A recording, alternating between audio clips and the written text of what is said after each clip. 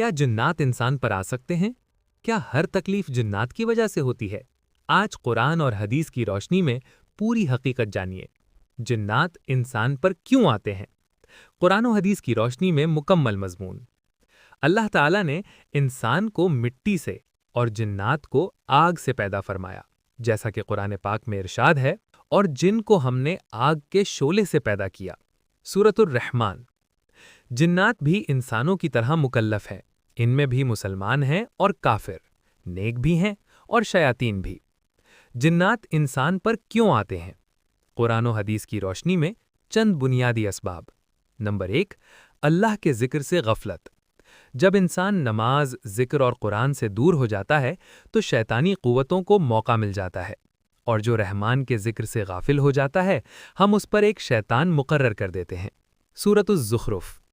گناہوں میں مبتلا رہنا۔ زنا، شراب، جھوٹ، فحاشی، بے پردگی اور حرام کام انسان کو روحانی طور پر کمزور کر دیتے ہیں، اور یہی کمزوری جنات کا راستہ بن جاتی ہے۔ جادو، تعویذ اور شرک۔ نبی کریم صلی اللہ علیہ وسلم نے فرمایا، جس نے تعویذ لٹکایا اس نے شرک کیا۔ مسند احمد۔ غیر شرعی تعویذ، جادو ٹونا اور پیر و فقیروں پر اندھا اعتماد جنات کے اثرات کا سبب بن سکتا ہے۔ حد سے زیادہ خوف، غصہ اور وہم۔ زیادہ ڈر اور وہم انسان کے دل کو کمزور کر دیتا ہے، اور جنات اسی کمزوری سے فائدہ اٹھاتے ہیں۔ ناپاکی اور بے احتیاطی۔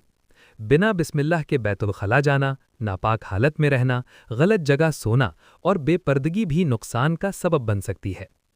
جنات سے حفاظت کے طریقے۔ 5 وقت کی نماز کی پابندی، صبح و شام آیت الکرسی، سورۃ الفلق اور سورۃ الناس، گھر میں سورۃ البقرہ کی تلاوت، ہر کام سے پہلے بسم اللہ پڑھنا۔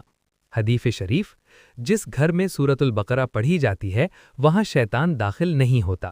صحیح مسلم۔ چینل پروموشن، دعوت عمل۔ اگر آپ قرآن و صحیح حدیث کی روشنی میں سچا علم چاہتے ہیں، اگر آپ جنات، جادو اور وہم میں فرق سمجھنا چاہتے ہیں، تو ابھی عدنان آفیشل 786 کو سبسکرائب کریں، ویڈیو کو لائک کریں، اپنے دوستوں اور رشتہ داروں کے ساتھ شیئر کریں، اور کامنٹ میں ضرور بتائیں کہ اگلا موضوع کیا ہونا چاہیے۔ یاد رکھیے، جب گانوں اور فضول ویڈیوز کو لاکھوں اور ملینز میں دیکھا جا سکتا ہے تو دین کی باتیں کیوں نہیں؟ آخری دعا۔ اے اللہ، ہمیں ہر شیطان اور برے جن سے محفوظ فرما، ہمارے دلوں کو اپنے ذکر سے زندہ رکھ اور ہمیں صراط مستقیم پر ثابت قدم رکھ۔ آمین یا رب العالمین۔